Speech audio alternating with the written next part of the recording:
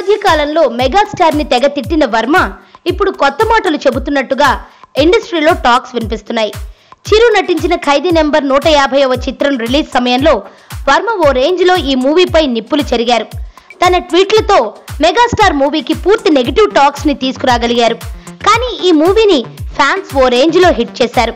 అంతేకాకుండా సామాన్య సినీ ప్రేక్షకులు సైతం ఖైదీ నెంబర్ 150 చిత్రాన్ని ఫుల్ ఎంజాయ్ చేశారు.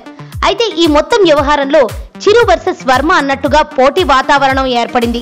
చిరు సైతం తనదైన శైలిలో వర్మపై సెటైర్స్ ని విసిరారు.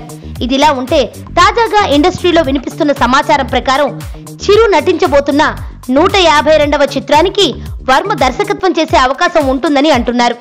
ప్రస్తుతం వర్మ తెరకెక్కిస్తున్న సర్కార్ 3 చిత్రం పూర్తయిన వెంటనే చిరు కోసం ప్రత్యేకంగా సర్కార్ తరహా కథని తెలుగులో తెరకెక్కించనున్నారంటూ టాక్స్ వినిపిస్తున్నాయి.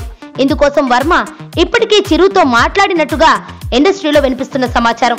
అయితే వర్మ ఎప్పుడు ఎలా ఉంటారో తెలియదు కాబట్టి వర్మతో ఏ విధంగా ముందుకు వెళ్లాలో అనే దానిపై మెగాస్టార్ కాస్త కన్ఫ్యూజన్ లో ఉన్నట్టు తెలుస్తోంది. ఇక తాజాగా మెగాస్టార్ చిరంజీవి 9 ఏళ్ల తర్వాత సినిమా రంగంలోకి రీఎంట్రీ ఇవ్వడం ఆయన అభిమానులు, ప్రేక్షకులు, సినీ జనాలకి ప్రత్యేకమైన సంతోషాన్నిచ్చింది. ఈ చిత్రం వారం రోజుల్లోనే ప్రపంచవ్యాప్తంగా 108 కోట్ల రూపాయల వసూళ్లను సాధించి తనదైన శైలిలో చిరు కొత్త రికార్డును సృష్టించారు.